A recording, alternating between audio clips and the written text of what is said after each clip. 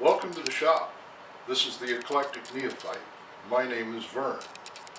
I had planned to do a short video on repair of dial indicators, calipers, but the video didn't really turn out. And that's because I'm still struggling with camera setup, lighting, and just being able to get proper camera angle. So I think what I'd like to do now is just give you sort of a little shop tour, so to speak. My shop is pretty small. It's actually, as far as the machine area goes, it's just one corner of my garage. I have a lathe and a small mill drill and then a welder buried over here behind the mill drill. But I've got some projects going on. If you follow me on Instagram, I just finished a set of these little machine clamps, and they were fun. I didn't have any small clamps, and I thought it was way past time that I built a set. So with that, let's do the tour. This is my Asian-made, about late 1980s version mill drill, and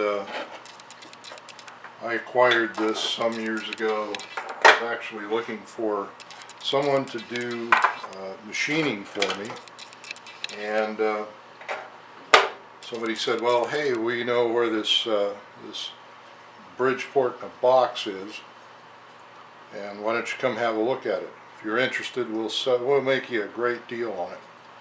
So I went and looked. It was anything but a Bridgeport in a box. It was actually a Rutland little mill drill RF30 clone in a box, and the ways were in pretty bad shape. I've got quite a bunch of dings and dents and whatnot that I've stoned down and tried to get as flat as I could. The round column was pretty rusted up, and it was actually used at a food processing plant here locally, and apparently when they are done with their machinery, they just sort of shuffle it out to the back lot, and it gets exposed to whatever elements, wild animals, you name it around here.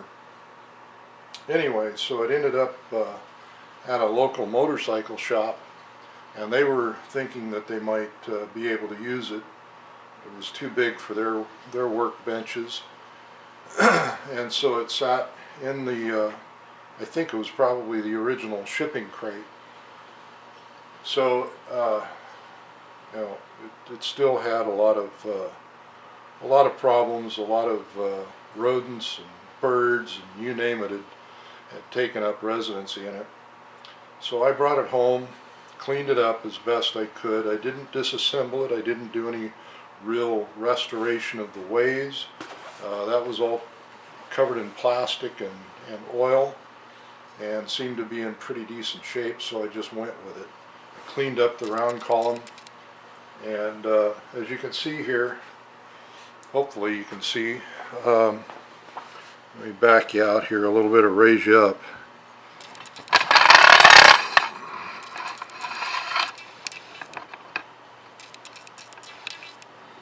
Originally this had a dual speed 3-phase 480 volt motor, and since I don't have 480 volts or didn't have 3-phase in the shop at the time, I took that motor off. I came up with a it was a compressor motor, but it would run on 230 volts AC single phase. So I had that on here for quite a while. I got tired of trying to machine everything at a single speed, and eventually came up with this WEG 3-phase motor that's it's actually 480 230 volt, and so still I needed three-phase power. So I went ahead and built a three-phase converter. It's a rotary converter. It uses just a bunch of excess parts from old commercial refrigeration units, and I built in an auto start function. So with just the press of a button, the idler motor fires up, and I can turn it on, forward, and reverse. And then I have a panic button which kills everything. So it's been a lot more usable this way, and I was able to get the pulleys set up so that I have speed ranges. But and as you might be able to see here, I've got an adapter. I took off the old handle for raising and lowering the head, and another load lugger find. I've got a Milwaukee whole hog that I rebuilt. It's uglier than sin, but it functions really well, and I can use it to raise and lower the head without breaking my arm. So anyway, that's the mill drill. Let's see if I can get the lathe in here.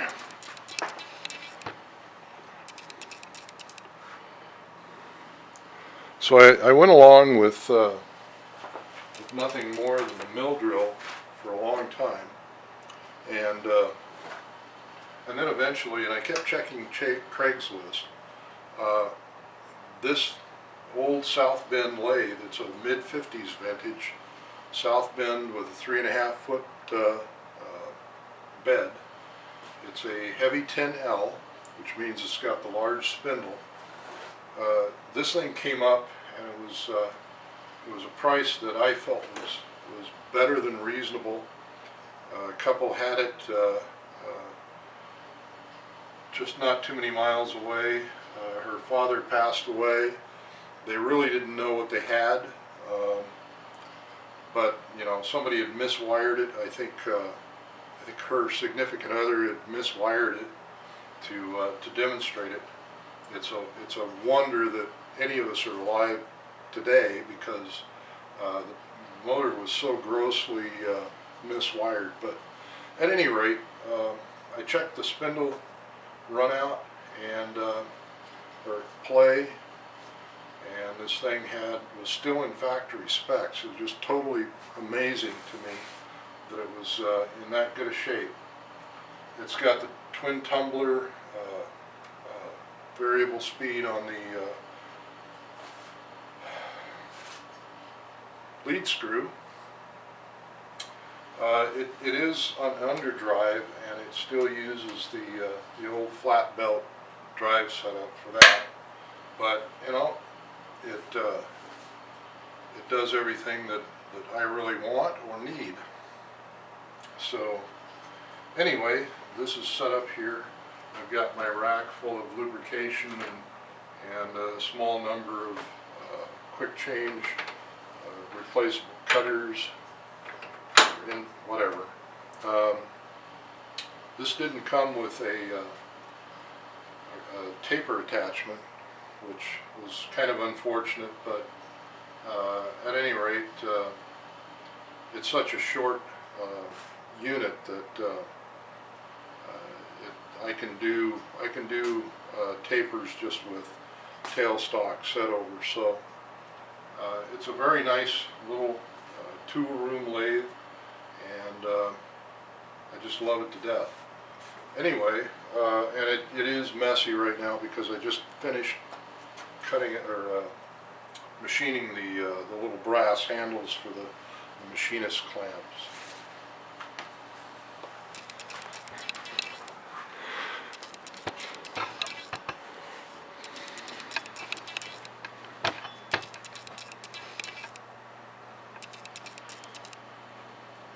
So here I've got my toolbox, so to speak. The top drawer is That's where I keep micrometers and some of my, whoops, that was over on the mill drill.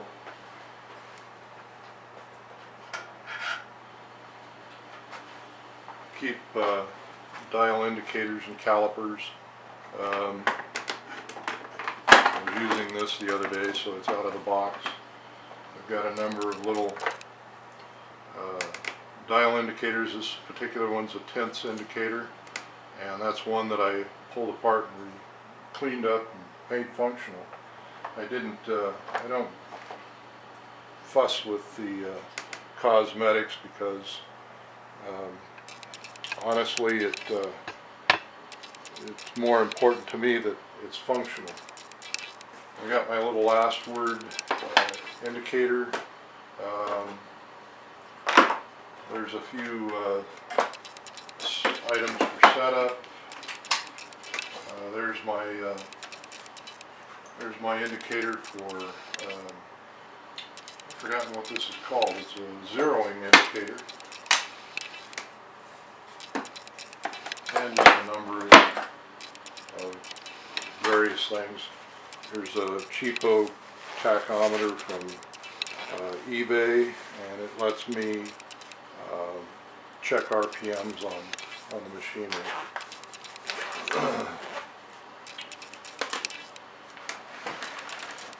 The next drawer down, I have all of my drill indexes. These are stub length, number drills, and some imperial sizes, and then A to Z letter drills. And then recently I just picked up a full set of both index and letter drills, or excuse me, number and letter drills, plus the imperial sizes, but these are jobber length. I have abrasives in here for lapping, time saver abrasives. I also picked up a bunch of these little fishing tackle boxes and organized drill bits, spare drill bits, and end mills. I've got some stones in here for various things. There's a little bit of, I've forgotten what that, Scotch-Brite. There it is. I knew it would come back to me eventually. Anyway, here's a Arkansas oil stone. These things are apparently pretty expensive, and good ones, I don't know how easy they are to come by, but probably for a price you can get whatever you want. Diamond stone, those are just from the big box store. I got a bunch of other oil stones here from, there's an old machinist toolbox. This is actually,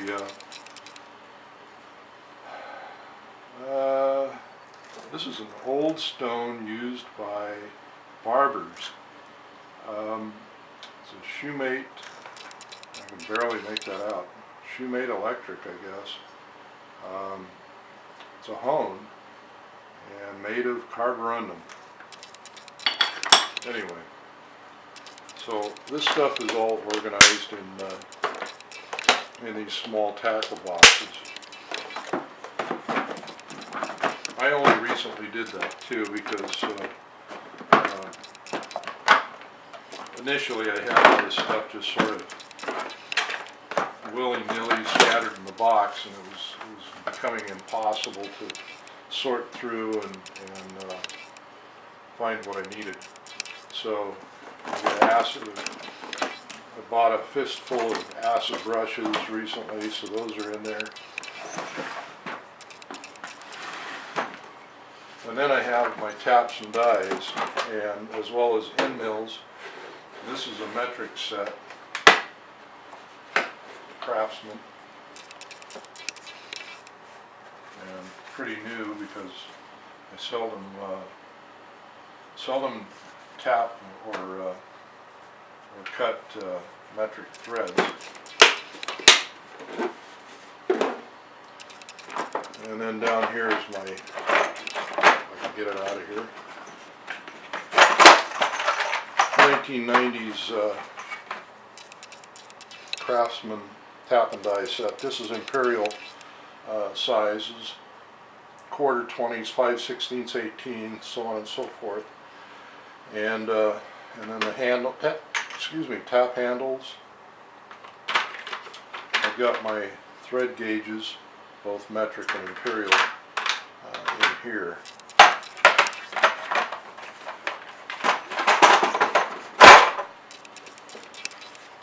And again, I organized everything more or less into these little plastic boxes, and that's really been a time saver, lifesaver, whatever. Got my tap handles. Got some ball handles here, and that came out of the same machinist toolbox that the stones were in. So that's pretty much that guy. And then down here in the bottom, this is still in kind of a state of disarray, but I've got ER25 collets, a gear tooth chart, and a set of angle, not parallels, they're angle blocks.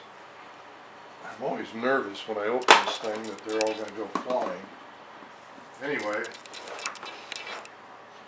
put one of these guys back.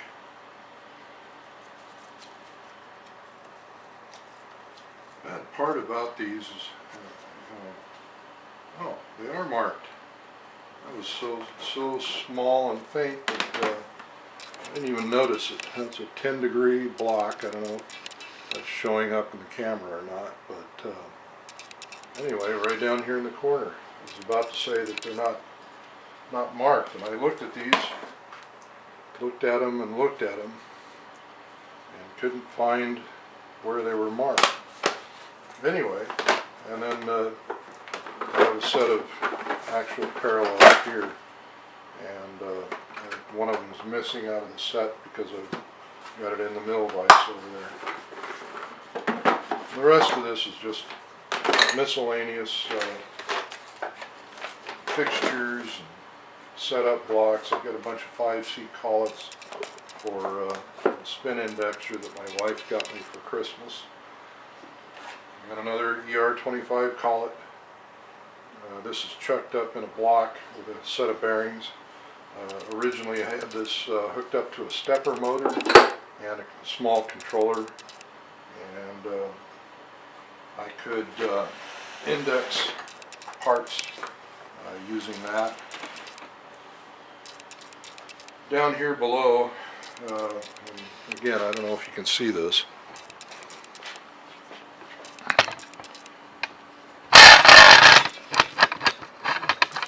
Might be easier just to tip the stand.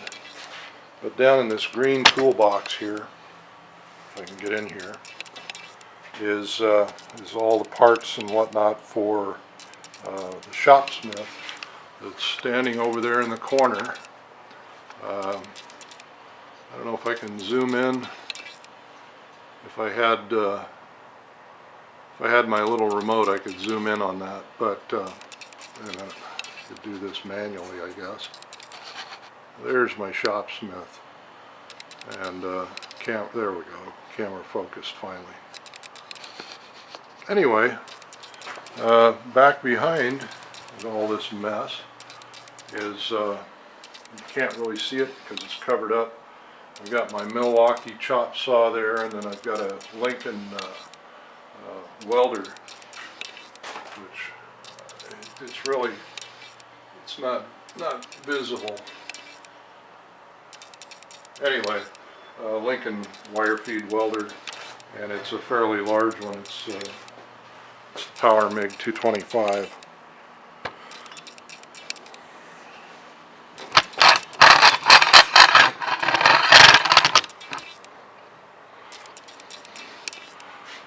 Off over in that area, I have a lot of raw materials, bulk items, nuts, bolts, washers, just miscellaneous items. In the cabinet down below, in that wood cabinet, is other items. In that black cabinet are a number of portable power tools and then some abrasive, sanding papers,